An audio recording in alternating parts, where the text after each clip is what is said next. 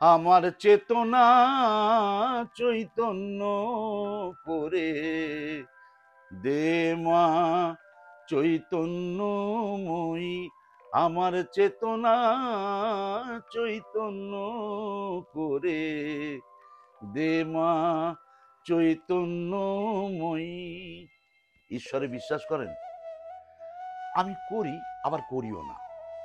কখনো ভাবি হয়তো সত্যি, আবার কখনো ভাবি দূর, হয় না। আসলে যখন একটা বিপদে পড়ি অথচ সেটা সামাল দিতে পারি না, তখন মনে হয় যে ঈশ্বর বোধহয় নেই। আবার যখন দেখি কোনো রকম ব্যাপারটা সামাল দিয়ে গেল, ভগবান বাঁচিয়ে দিয়েছে বাবা, তখন এই কথা বলি আমরা। আমার বাড়ি জানেন, এমন একটা বাড়ি যে বাড়িতে বলতে পারেন যে মাথার পেছনে একটা বিশাল বড় টিকি, আর তার নিচে এইরকম বড় একটা গাঁদা ফুল। মানে জীবনে যবে থেকে আমার জ্ঞান হয়েছে তবে থেকে শুধু পুজো আচ্চা, ঘন্টা, ফুল, কোষাকুষি, এই ঠাকুরের প্রসাদ নৈবেদ্য এই দেখছি, এই চলছে আমাদের বাড়িতে। দেশের বাড়ি বীরভূম, সেখানে মাঘ মাসে রটন্তী কালী পুজো, এক বিরাট পুজো। সে পুজোর গল্প আর একদিন বলবো। সে প্রায় 300-350 বছরের পুজো, আরো বেশি হবে তো কম নয়। মানে ধরে নিন বাবা বলেন যে প্রায় 300-350 বছরের পুজো, তো বাবার থেকে ছেলে তো কম বয়স হলো না, ছেলেও বলছে 300-350, আরে এর মধ্যে যে 400 হয়ে গেছে তা বা কে জানে। কিন্তু এই রকম পুজো আছে, তারপরে ধরুন দুর্গা পুজো আছে, সেখানে এখনো পশু বলি আছে, সেসব যেরকম গ্রামের নিয়ম থাকে সে সবই রয়েছে। আমি এই সমস্ত গল্পগুলো কেন বলছি আপনাদের, কারণ পুজো নিয়ে বা দেবতা নিয়ে বা ঠাকুর নিয়ে কিছু বলছি না।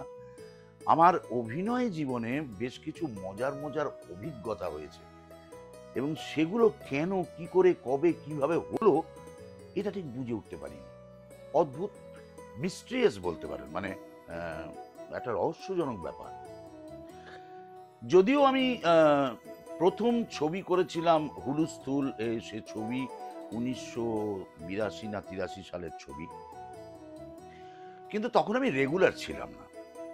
আমি তারপরে চিত্তরঞ্জনে গেছি, চিত্তরঞ্জনে চাকরি বাকরি করেছি, চিত্তরঞ্জন থেকে ফিরেছি। ফেরার পর সেই ফেজে আমার প্রথম কাজ যে হয়েছিল সেটা ছিল রাজেশ্বরী। রাজেশ্বরী সিরিয়ালে কাজ করেছিলাম, দেবাংশু সেটায় আমাকে ডিরেক্ট করেছিল সে মানে এতে।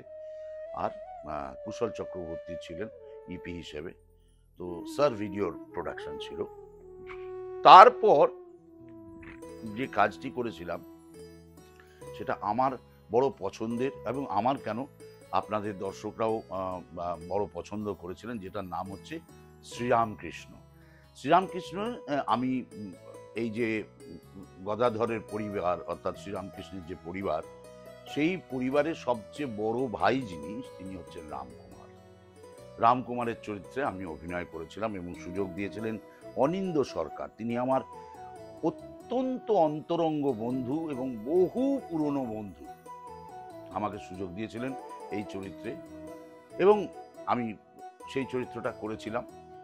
বলো, তোদের বাড়ির ব্যাপার স্যাপার তো আমি জানি খুব ভালো করেই, তোরা পুজো আচ্ছা খুব ভালোই বুঝিস, তোর পক্ষে এই চরিত্র করা খুব একটা অসুবিধার হবে না, মন্ত্রপন্ত্র তুই তো খুব ভালোই জানিস, সেসব নিয়েই এই গল্প, অতএব তোর অসুবিধা হবে না। তো শুরু হলো শ্রীরামকৃষ্ণ। এই চরিত্র দীর্ঘ অনেকগুলো এপিসোড নিয়ে আমি অভিনয় করেছিলাম। তো গল্প এরকম ছিল যে রামকুমার গ্রামে ছিল, তার বাবার মৃত্যু হয়ে যাওয়ার পর, যেহেতু সে বাড়ির বড়, সেই বড় প্রথম সংসার সামাল দিতে গিয়ে দেখলো প্রচুর আর্থিক অভাব, এবং অনটনের মধ্যে অবশেষে তার বিয়ের পর সন্তান হয়, সন্তানের পর সন্তানের মায়ের স্ত্রীর মৃত্যু হয়, এবং স্ত্রীর মৃত্যুর পর রামকুমার শহরে চলে আসেন, এবং এসে ওখানে একটি টোল খোলেন, এবং টোল খুলে সেখানে উনি ছাত্র পড়াতে আরম্ভ করলেন এবং রোজগার করতে আরম্ভ করলেন। তখন উনি গ্রামে ফিরে আসলেন। গ্রামে ফিরে এসে খবর পেলেন যে রামকৃষ্ণ ওখানে মোটেও পড়াশুনো করছে না, এখানে সেখানে ভবঘুরের মতো ঘুরে বেড়াচ্ছে। তো তাই সঙ্গে করে ভাইকে নিয়ে কলকাতায় চলে আসলেন।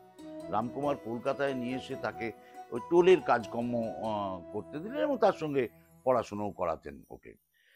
এরপর রামকুমার আস্তে আস্তে হঠাৎ একদিন খবর পেলেন যে ওই যে দক্ষিণেশ্বর মন্দির, সেখানে মা ভবতারিণীর মন্দিরে পুজো হচ্ছে, কিন্তু কেউ প্রসাদ গ্রহণ করছে না। তার কারণ গরুতে প্রসাদ খেয়ে যাচ্ছে। কেন এরকম হবে? এবং কোনো ব্রাহ্মণ ওখানে পুজো করতেও চাইছেন না। তো তখন উনি বললেন যে এটা তো হওয়া উচিত নয়। এটার একটা বিধান উনি দিলেন, যে বিধানটাতে এই কথা উনি বললেন যে যদি সেবায়িত হিসেবে রানী রাসমণি থাকেন এবং কোনো ব্রাহ্মণ যদি দায়িত্ব নিয়ে পুজো করে, তাতে কিন্তু কোনো অসুবিধা নেই। এই যুক্তি অকাট্য হয়ে গেল এবং সেই অকাট্য যুক্তিতে পুজো তো করা যাবে এটা মেনে নিতে বাধ্য হলো ব্রাহ্মণরা, কিন্তু কেউ করতে রাজি হলো না। তখন রানী রাসমণি নিজে বললেন যে তাহলে আপনি পুজোটা করুন না। তো সেই প্রথম উনি আইরিটোলা টোল তুলে দিয়ে উনি চলে আসলেন দক্ষিণেশ্বরে এবং সেখানে এসে মা ভবতারিণীর পুজোর দায়িত্ব নিলেন। রামকৃষ্ণ তখন সাথে থাকেন, আর কিছু নয়। তো এমনি করে চলতে চলতে একদিন হঠাৎ কি হলো যে যেহেতু রামকুমারের একটু শারীরিক অবস্থা ভালো ছিল না, তাই বলল যে যদি মানে রানী রাসমণি বললেন যদি রামকৃষ্ণ পুজোর দায়িত্ব নেয়, বললো কত কি টাকা পয়সা মাইনে হবে সেটা যদি একটু বলে দেওয়া যায়। বলে দেখুন, পুজোর দায়িত্বকে যদি বা দেওয়া যায় পুজো হয়তো করবে, কিন্তু খবরদার ওকে টাকা পয়সার কথা কিছু বলবেন না, তাহলে ও তো আরই করবে না।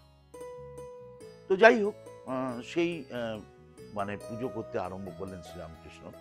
ওই ওদের যে গোপাল, সেই গোপালকে পুজো করতে আরম্ভ করলেন। তখনও মা কালী পুজোর দায়িত্ব, ভবতারিণী পুজোর দায়িত্বে শ্রীরামকৃষ্ণ আসেননি। এইখানে একটি সিকোয়েন্স ছিল, সেই সিকোয়েন্সটি ভারী সুন্দর। যে প্রথম রামকুমারের যখন হার্ট অ্যাটাক হয়, সেই হার্ট অ্যাটাক হওয়ার সময় তখন তিনি বুঝতে পেরে যান যে ওনার হার্ট অ্যাটাক হয়েছে। তখন মন্দির বন্ধ হয়ে গেছে। তো আমরা রেগুলার শুটিং করতে করতে যেটা হয় যে মা ভবতারিণীর মূর্তিটা, সেটা যদিও শুটিংয়ের একটা কালী, না সেভাবে তাকে পুজো করা হয় না কিছু, কিন্তু অদ্ভুত একটা ভক্তি ভাব সবার এসে গেছিল।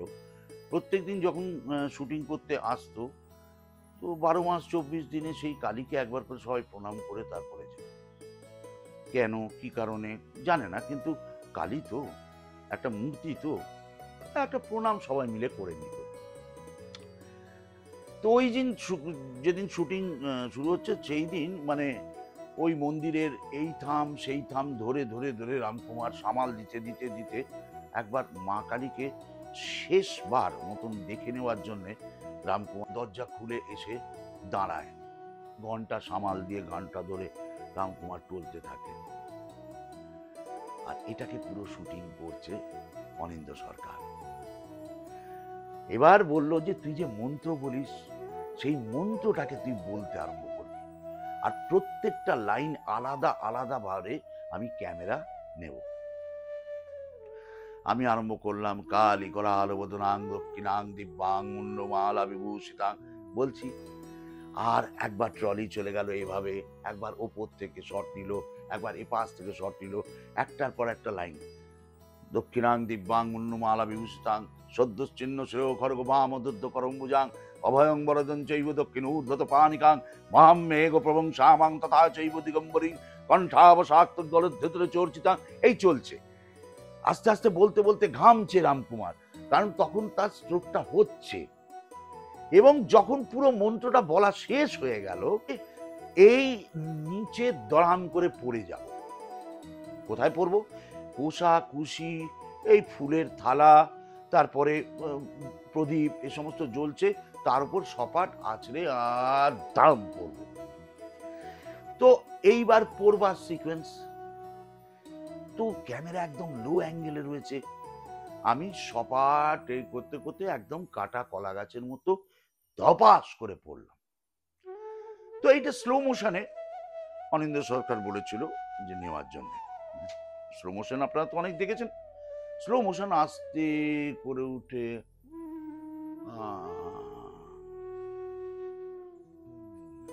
আর পড়লাম ধামাম পড়লাম।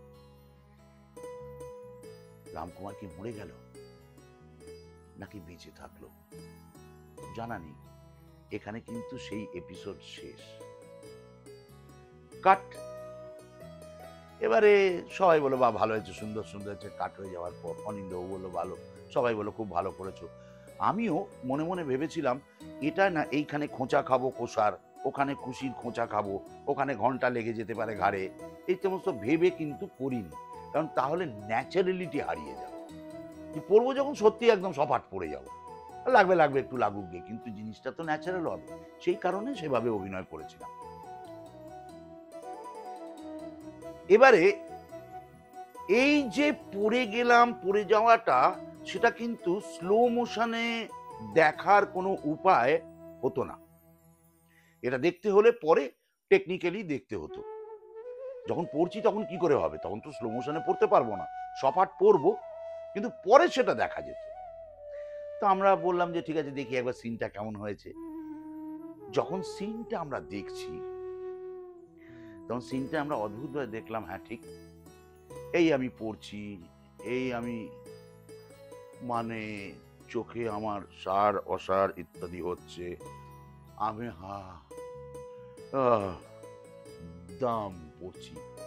এবার পড়বো, যখন পড়ছি তখন ধাপাম পড়লাম, পড়ার সঙ্গে সঙ্গে ওই বড় ফুলের থালা বাউন্স করে উপরে উঠে গেল, কিছুটা ফুল লাফিয়ে উঠলো, আবার কিছুটা ফুল নিচে পড়ে গেল, তারপরে একটা ঘন্টা সেটা খানিকটা টাল খেয়ে পড়লো, প্রদীপ খানিকটা উল্টে গেল, এবং আমিও পড়লাম সেখানটাতে, এই মাথাটা আমার বাউন্স খেয়ে আবার একবার লাফিয়ে উঠে আবার পড়লো। এগুলো সবই স্লো মোশনে দেখা গেল। বাহ, সুন্দর হয়েছে। ঠিক তখনই হচ্ছে সবচেয়ে বড় কথাটা, যার জন্য আপনাদের এই গল্পটা বলা। কাট যখন অনিন্দ্য সরকার বলে দিয়েছে তখন অদ্ভুত একটা মজার ঘটনা ঘটল। হঠাৎ অনিন্দ্য সরকার বললেন দাদা দাদা দাদা দেখি দেখি দেখি।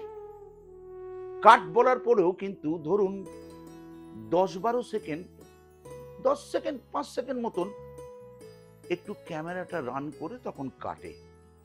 সাধারণত যারা ডিওপি থাকেন, ক্যামেরাম্যান যারা থাকেন তারা কাটেন, কারণ আর্টিস্ট অনেক সময় কিছু একটা অত অতিরিক্ত করে দিল সেটুকু টেক হয়ে যেত। ওই 10-12 সেকেন্ডের মধ্যে অদ্ভুত একটা জিনিস দেখা গেল। ইনফ্যাক্ট গল্পটা কিন্তু রামকুমার তখন মরেননি, তার অনেক পরে মারা গেছে। তো কি হলো, আমি পড়লাম, ওপর থেকে ফুল পড়ে বাউন্স খেয়ে নিচে পড়ে গেল, আর আমরা অদ্ভুত ভাবে দেখলাম কাট হয়ে যাওয়ার পর মা কালীর হাত, সেই হাত থেকে একটা ফুল স্লিপ করে গিয়ে সেটা এসে আমার মাথার উপরে পড়ল। অনিন্দ্য বলল মাই গড, এটা কি হলো, এটা কি হলো, আমি এইটা রাখবো, আমি এটা রাখবো। দেখুন আমি বলতে বলতে আমার চোখে জল এসে যাচ্ছে। এটা জানি না এটা কি ঈশ্বর নাকি এটা মিরাকেল নাকি উনি সত্যি ছিলেন, কিচ্ছু জানি না, কিন্তু এটা ঘটেছে আমার জীবনে। এরকম আরো মজার ঘটনা আছে, দারুণ দারুণ মজার ঘটনা, সেগুলো আপনাদের সঙ্গে শেয়ার করবো অতি অবশ্যই।